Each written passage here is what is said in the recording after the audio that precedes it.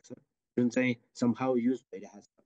अब purely AI नै तरिकाले युज भएको चाहिँ अलिक कमै होला बिकज अघि पनि हाम्रो कुरा आएछ, यहाँ हाम्रो डाटाको कुराहरू नै छ, यहाँ डाटाको प्रब्लम छ, अब प्रोपर डाटाहरूको प्रब्लम छ। सो प्रोपर डाटाहरूको प्रब्लम हुँदाखेरि it might be somehow difficult to develop AI based algorithm to address all this data.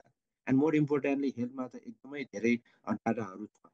अब करेन्टली हामीले पनि ड्युरिङ द कोभिड टाइम हामी खास अब यो पिसिआरहरूकोमा त काम गरिरहेका थियौँ, तर त्यति कन्क्रिटली चाहिँ गरेका थिएनौँ। र डाटा बेसको कुरा गर्दाखेरि हामी चाहिँ बायोमेडिकल इक्विपमेन्टमा चाहिँ हामी काम गरिरहेका छौँ, लगभग हामी 4 वर्ष जति भएको छ। त्यसमा चाहिँ हामीले स्वास्थ्य मन्त्रालयसँग सहकार्य गरेर बायोमेडिकल इक्विपमेन्ट म्यानेजमेन्ट सिस्टम पनि हामीले बनाएको छौँ, जहाँ चाहिँ विशेष गरी हामीले चाहिँ बागमती प्रदेशको 29वटा हस्पिटलको इन्फर्मेसन र त्यस्तै कर्णाली प्रदेशको पनि हामीले 12वटा जति हस्पिटलको इन्फर्मेसन्सहरू चाहिँ राखेका छौँ।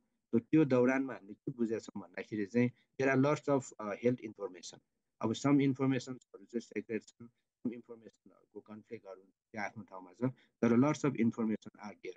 अब साइड बाई साइड के पनि देखिरहेको छ भन्दाखेरि such informations are varied, even गभर्मेन्टको टायरमा पनि भ्यारिडहरू चाहिँ देखिरहेको छ। जस्तै लाइक अब सेन्ट्रल गभर्मेन्ट, अनि त्यस्तै अर्को हाम्रो चाहिँ डिओएसएस डिपार्टमेन्ट अफ हेल्थ सर्भिसेस, र त्यस्तै गरेर प्रोभिन्सियल हस्पिटल्स, प्राइभेट हस्पिटल, यो डाटाहरू चाहिँ डिस्पर्स भइरहेको छ। तर के हो त भन्दाखेरि देयर इज ह्युज पोसिबिलिटी। अब त्यो बाहेक अब यो जस्तै अब डाइरेक्ट डायग्नोस्टिक्सहरूमा अब एक्सरेका कुराहरू, सो लट्स अफ पोसिबिलिटिजहरू चाहिँ छ। साइड बाई साइड डाटा पनि हामीले इन्टिग्रेट गरेर लगाउनुपर्छ भन्ने कुराहरू हो। मैले भने सो एआईको चाहिँ के हो त भन्दा नेपालमा स्पेसली एग्रिकल्चर अनि अर्को हेल्थ सेक्टर र अब एडुकेसन सेक्टरहरूको कुराहरू पनि भयो, र त्यस्तै अर्को हाम्रो जडीबुटीकाहरू, मेडिसिनल प्लान्टहरूको कुराहरू भयो।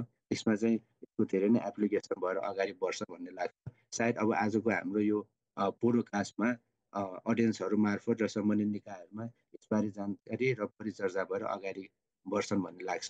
सो मैले अलि यतिमै अहिलेको यो इन्ट्रोडक्सन दिएर पछिको लागि कुराहरू गर्न चाहन्छु। धन्यवाद।